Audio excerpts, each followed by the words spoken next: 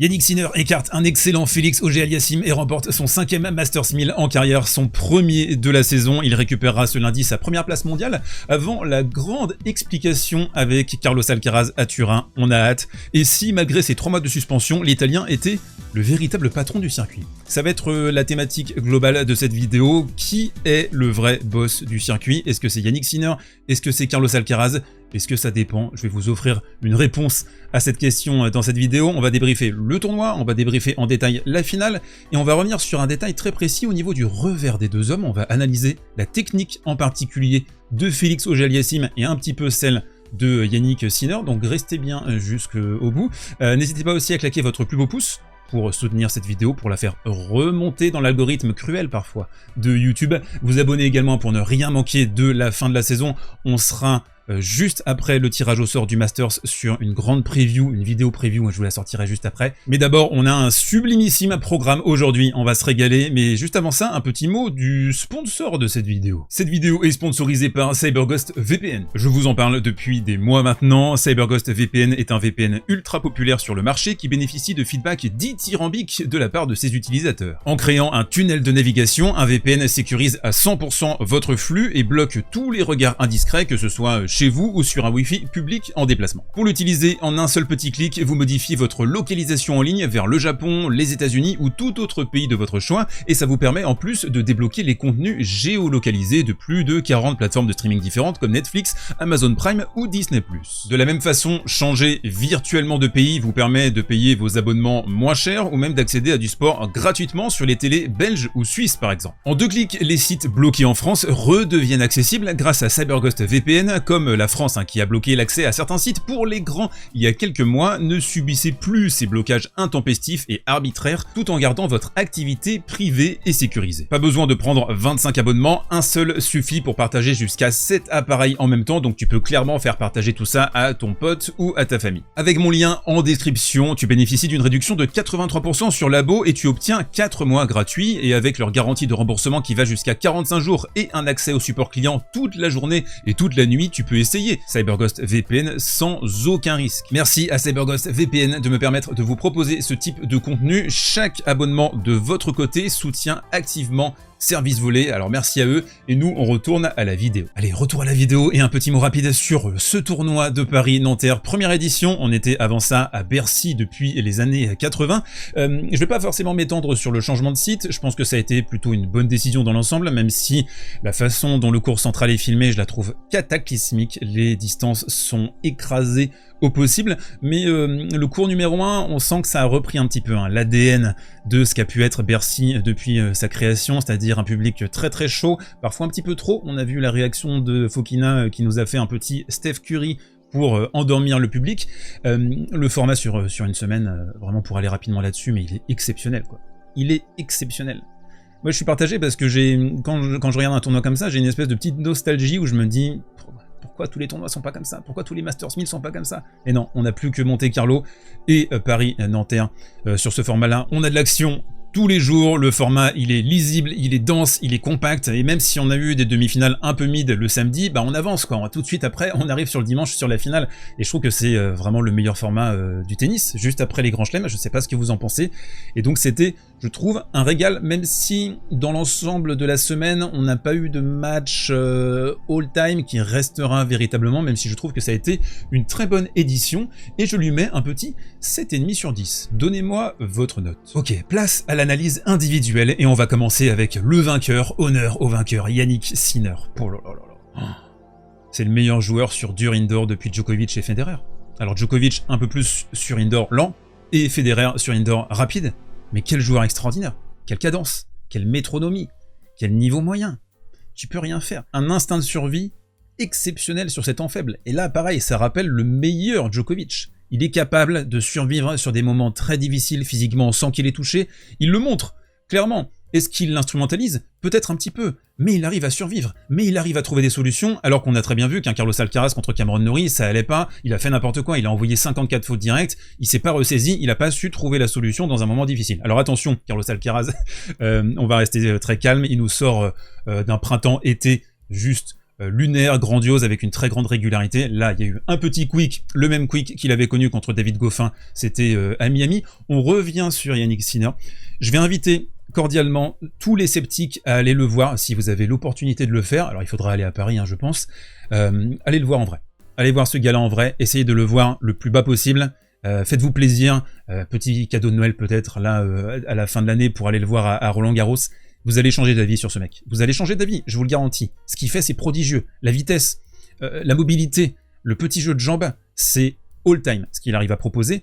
Et ce qui est fou, c'est que quand on observe froidement les scores là cette semaine, il perd pas un set, tu te dis, il s'est baladé. Bah pas du tout, il a galéré contre Cerundolo. Il arrive sur le tournoi, il est clairement pas en énorme forme. On l'a vu boiter à Vienne en finale contre Zverev, mais il a ce truc de ce niveau qui descend jamais en dessous de 8 sur 10. C'est sa vérité. C'est la vérité de Jannik Sinner. Donc quand t'es Félix Auger-Aliassime en face, où tu joues vraiment super bien, tu te fais breaker au début de la première manche, et puis derrière, tu essayes de rester au contact, mais il fait un super deuxième set, il sauve 5 balles de break. Mais à un moment donné, on arrive dans le tie-break, il fait une erreur, il se fait cueillir. C'est ultra cruel. Maintenant, on arrive sur le sujet de la place de numéro 1 mondial. Alors, que dire? Déjà, Jannik Sinner, pour rappel, il a manqué 3 mois de compétition au début de saison, pour son affaire de contamination, dopage, tout ce que vous voulez. Il a manqué 4 Masters 1000. Si tu manques 4 Masters 1000, potentiellement 4000 points dans ta besace, t'es pas censé être encore au contact pour être numéro 1 mondial en fin d'année. Eh bien si, et en fait, il est en très très bonne posture, parce que s'il remporte le tournoi de Turin, le Masters de Turin, il faut que Carlos Alcaraz remporte 3 matchs de son côté pour valider cette place de numéro 1 mondial. Et remporter 3 matchs, ça veut dire 2 matchs en poule, ou les 3 matchs en poule, là ça le ferait, ou 2 matchs en poule et la demi-finale. Mais il y a des chances qu'il se joue les deux en demi-finale, donc ça pourrait être un match qui déterminerait la place de numéro 1 mondial. J'ai regardé dans le détail, il est à 16 finales sur les 18 derniers tournois. C'est complètement lunaire. Il est à 4 finales en Grand Chelem cette saison, et surtout en fait on a une construction de calendrier qui est d'une précision diabolique, chirurgicale. Qu'est-ce qu'il est fort là-dessus? C'est le meilleur. C'est le meilleur parce qu'il se disperse pas trop sur les exhibes. Alors certes, il a fait le Six Kings Slam, mais c'est tout. C'est la seule concession qu'il fait, mais ça c'est pour aller récupérer 7,5 millions de dollars. Ça peut se comprendre. Alors est-ce que c'est le vrai patron? Pour moi oui. Pour moi oui, parce que c'est un jeu qui s'exprime à merveille partout. Alors là on voit en indoor, c'est juste une dinguerie. Et surtout c'est le plus régulier du début à la fin de la saison, il est toujours au moins en finale. Alors ok, certes, il a perdu 7 des 8 derniers matchs contre Carlos Alcaraz. C'est l'épine dans le pied de Jannik Sinner. Mais être numéro 1 mondial, c'est une histoire de régularité. C'est le meilleur joueur de la saison. Et pour moi, Jannik Sinner, c'est le joueur le plus régulier. Et je vous le dis, si Carlos Alcaraz venait à pas terminer numéro 1 mondial en fin de saison là, après avoir eu 3 mois d'avance par rapport à Jannik Sinner, ce serait un gigantesque camoufle. N'hésitez pas à me donner votre avis sur ce sujet dans les commentaires. On continue la conversation et on continue avec Félix Auger, Gautissime Aliassime, qui nous a fait un très beau tournoi, surtout qu'il était en difficulté contre Komessana. Il est mené 1-7, 1 break contre Muller. Il est encore mené d'un set contre Altmaier. Mais quand on regarde sa saison depuis Cincinnati, il est à 22 victoires, 5 défaites, dont 3 contre Sinner. Franchement, c'est pas mal. Il a passé un cap, c'est manifeste ces derniers mois, peut-être un cap mental aussi, on sait que c'est un gars qui est très sensible, qui peut être fragile par instant. Là, il s'est marié, on voit, il resplendit, il est heureux, il est saignant sur le court, et puis surtout je trouve qu'il a une énergie mentale pour retourner les situations, pour rester au contact, et il a prouvé, encore une fois cette semaine, que c'était l'un des 5-6 meilleurs joueurs actuels en indoor. Et moi, mon avis, c'est qu'il faut espérer que ce soit lui qui soit au Masters sur le 8e spot, plus que Lorenzo Musetti qui, 1, arrive complètement cramé, et 2, c'est un moins bon joueur que Félix en indoor. Ça, il n'y a aucun débat là-dessus. D'ailleurs, je ne serais pas surpris si Félix venait à se qualifier, qu'il nous tape une petite demi, voire une finale à Turin, vu l'élan porteur qu'il amène depuis l'été américain, les dispositions dans lesquelles il se trouve là actuellement, et ça fait plaisir de le voir à ce niveau-là. Je trouve que c'est un joueur très explosif, assez spectaculaire dans ses déplacements. Il est l'heure de rentrer dans le détail technique, et j'espère pouvoir vous apprendre quelques petites choses à l'issue de cette séquence. On va rentrer dans le détail des 2 revers. Le revers de Félix Auger-Aliassime, vous le voyez, on est sur une préparation avec la tête de raquette pointée vers le haut. Alors ça, typiquement, c'était la préparation de Carlos Alcaraz avant qu'il la modifie, avant qu'il copie celle de Jannik Sinner. Alors quel est le problème quand vous avez une tête de raquette qui est pointée vers le haut comme ça? C'est qu'il faut avoir le temps de redescendre, de faire votre swing et d'accélérer ensuite pour frapper. Le problème, c'est que quand vous êtes pris de vitesse, quand la balle est un petit peu basse, ou qu'il y a un faux rebond, eh bien vous avez toute une course à faire avec votre tête de raquette et il y a de grandes chances que l'impact ne soit pas bon, que vous décentriez et que vous réalisiez une faute directe. A contrario, on va comparer tout de suite avec Jannik Sinner. Regardez Jannik Sinner, donc là on est sur la même préparation, au même moment, juste avant de frapper, et on a la raquette tirée vers l'arrière, on est beaucoup plus proche du niveau de la hanche, ce qui fait que le swing il est beaucoup plus compact pour Sinner, il n'a pas besoin de faire ce grand mouvement, et du coup on a une précision, on a une fluidité qui est améliorée. Et surtout, Sinner, il peut se livrer à 100% dans ses frappes en revers, il peut frapper de toutes ses forces, alors que Félix, parfois, on sent, il décentre un tout petit peu, ou alors il est en contrôle, il veut pas envoyer une marmite parce qu'il sait que ça risque de sortir de quelques centimètres. Et vous le voyez ici dans ce graphique, je pense que c'est très parlant, la vitesse des revers en moyenne des deux hommes. On a Jannik Sinner qui est 70% de ses revers sont au-delà de 130 km/h, alors que Félix, c'est simplement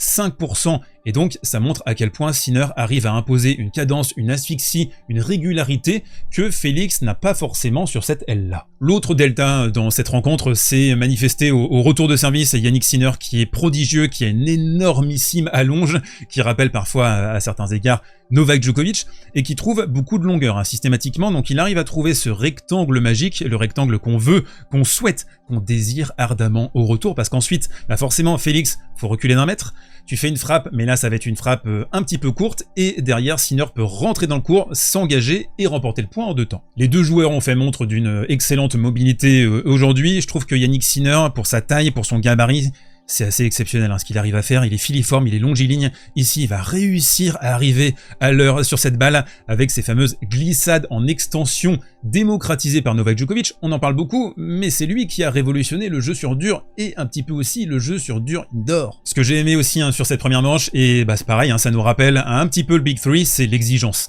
continue du gars. On est à 30A, il fait une petite faute en coup droit évitable selon ses standards, et là il va s'en vouloir, il va faire c'est pas possible, comment j'ai pu rater ça? Ça montre le degré, le niveau d'intensité et d'exigence, j'adore. Sinner en indoor, même pas forcément à 100%, qui représente un Everest pour ses adversaires, parce que tu sais pas par quel bord l'attaquer. Le retour de service, on en a parlé, le revers, les déplacements, mais également le service. Ici, il va réussir à trouver un magnifique ace OT, alors qu'il est dans une micro-situation compliquée, faut le dire vite. Il perd simplement que 3 points derrière sa mise en jeu sur le premier set. Mais Félix va être grand, Félix va être excellent dans la deuxième manche pour résister, pour pousser Sinner jusqu'à un tie-break de tous les dangers, parce que Félix il est très fort sur les tie-breaks, avec 5 balles de break sauvées grâce à de sublimes services, sublimes première balle. Ici j'adore le petit service au corps, enfin je dis petit, je crois qu'on était quasiment à 215, et là c'est très difficile pour Sinner de coulisser et de renvoyer cette balle. Et là, c'est piégos. C'est piégos parce que t'as 5 balles de break, tu les fais pas et tu te retrouves parfois piégé. On connaît l'histoire en tennis. Ici, 31, c'est un point dangereux, c'est un point intermédiaire, ça fait 6-7 frappes qu'on vient de vivre, et Sinner a réussi à intégrer le cœur du cours, à s'installer, et il va distiller la petite amortie. Alors il en fait pas 52, sauf contre Atman à Pékin, où il avait complètement pété un câble, mais qu'est-ce qu'elles sont justes. Nonobstant, Félix pourra et devra avoir un tout petit regret sur cette finale, c'est ici, il est à 41, le public qui pousse, le public qui veut voir un 3e set à tout prix, et on arrive à se décaler sur le coup droit, on a une opportunité en or, et je pense qu'il se dit à cet instant, il faut que j'envoie un missile, il faut jamais qu'elle revienne cette balle, et ça peut être le tout petit péché mignon quand vous avez un jeu légèrement asymétrique comme celui de Félix Auger-Aliassime, qui est bien meilleur en coup droit qu'en revers, c'est que quand vous touchez votre coup droit, vous voulez faire trop de différence. On se retrouve dans le tie-break de la deuxième manche, et tel un vieux briscard, Jannik Sinner qui va réaliser une toute petite différence avec un service au corps,